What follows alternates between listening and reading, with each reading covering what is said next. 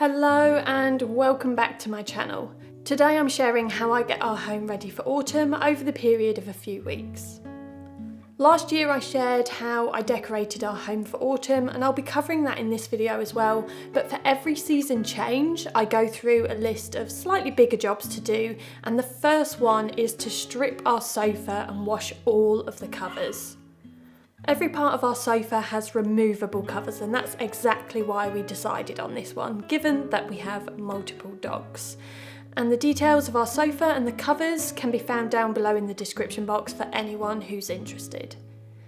These covers are a very light colour, as you can see, so from time to time I may need to strip off one cover just to wash it, or even just as a spot clean. But I always strip off the entire sofa to wash as a new season is about to start.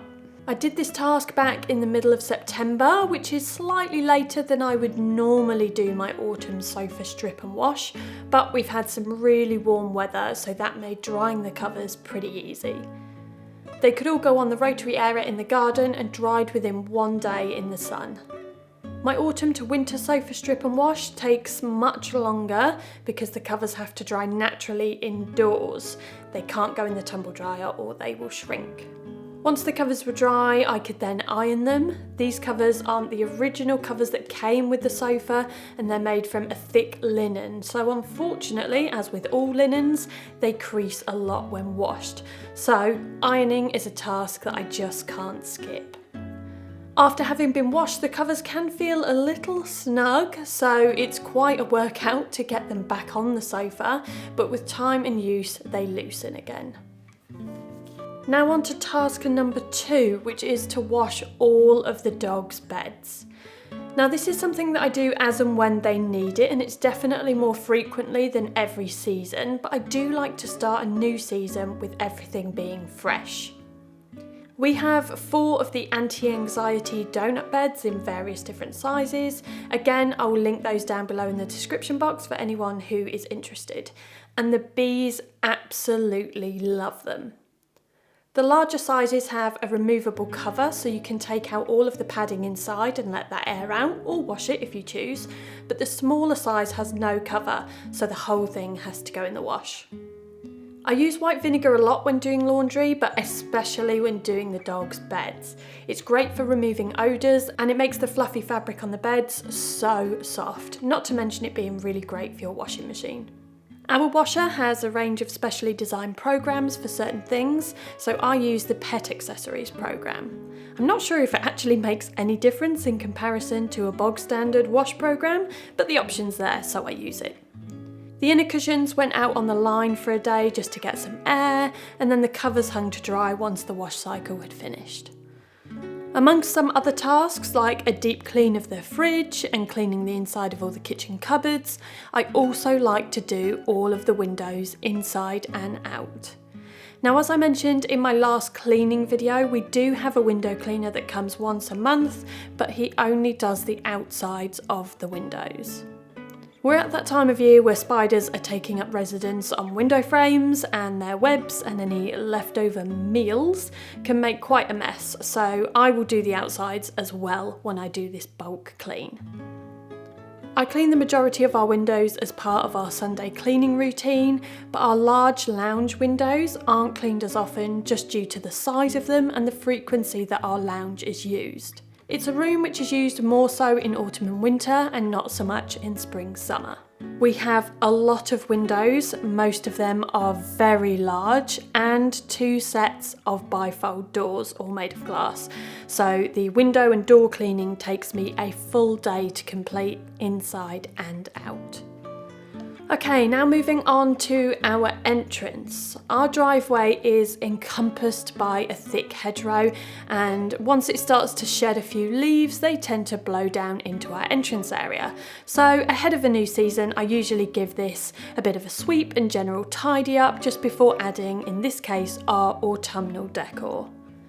This area does tend to need sweeping quite often through the autumn season, but I don't mind the look of a few loose golden leaves every now and then. So I just removed everything from the area, gave the mat and the rug a bit of a shake out and then swept the area, taking away any leaves, dust, cobwebs and a bit of sawdust that we created when we made our new wheelie bin store that you may have seen in Sunday's video. I gave the rug a bit of a sweep, removing any leaves and dust that might have settled on the top. This is an outdoor rug which we've had for a couple of months now and it's been great. Definitely a better option than the jute rug that I used last year, which unfortunately didn't survive the winter. I use a large rug to cover the odd paving area outside our front door, which I'm just not a fan of, and then we have a large coir welcome mat which then is layered over the top. We have 2 box trees which flank either side of the door, and those have started to shed some of their tiny leaves, but they don't drop all of their leaves, which makes them great for an all year round option. And here I started with our autumnal decor, using the same little stool from last year, which I just gave a little bit of a clean up, before placing on the left hand side and then adorning with one of our rattan style pumpkins, which I bought back in August. I placed a smaller one at the foot of the stool and then added a cluster of 3, 1 large and 2 small on the right hand side. It's definitely different to last year's arrangement where I used lots of real pumpkins, some of which I painted and some I didn't, but at least these pumpkin decorations can be reused year after year, just like our autumnal wreath which we ordered from a florist in Faversham back in 2021 when we moved in. It has a wicker wreath base and then all the foliage is preserved, which means we can get years and years of use out of it. So far it's seen us through 2 autumns already and hopefully many more. As we don't have seasonal wreaths all year round, we just opt for autumn and then Christmas/winter time. I use command hooks to hang the wreaths from on the door. They're easy to remove when it's time to take down the Christmas wreath, and it means that you can have your wreath exactly where you want it on your door. I'll be doing an updated decor video in the next couple of weeks when I change this up for Halloween. Inside the house, I don't go crazy with autumnal decor, but I do like to have hints of the season inside, especially given that it's my favourite season and in my personal opinion, it's the most beautiful time of year. As you may have seen in some recent videos, I like to change the stems in our vases, starting with our entrance. On the console table we have a large vase which I have changed to these preserved, really deep, beautiful orange Amaranthus caudatus.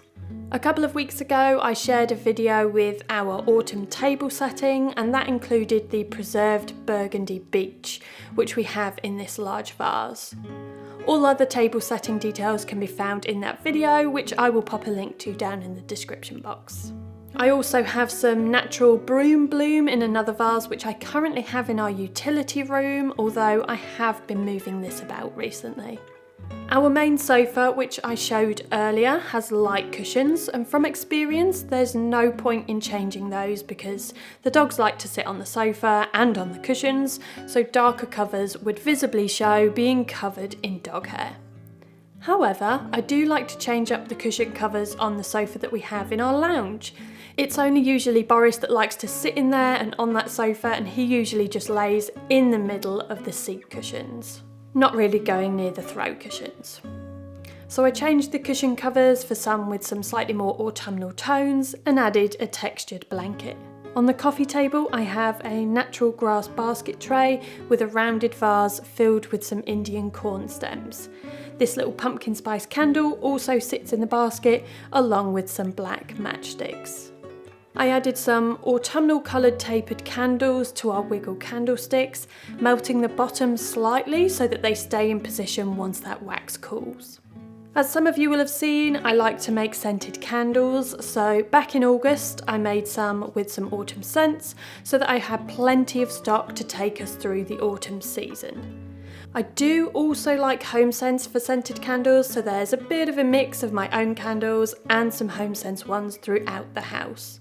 As we work from home, we spend a lot of time at home, so I do enjoy having a scented candle burning as I'm working, especially during autumn. There's nothing like being wrapped up in a big chunky jumper with the scent of pumpkin spice in the air.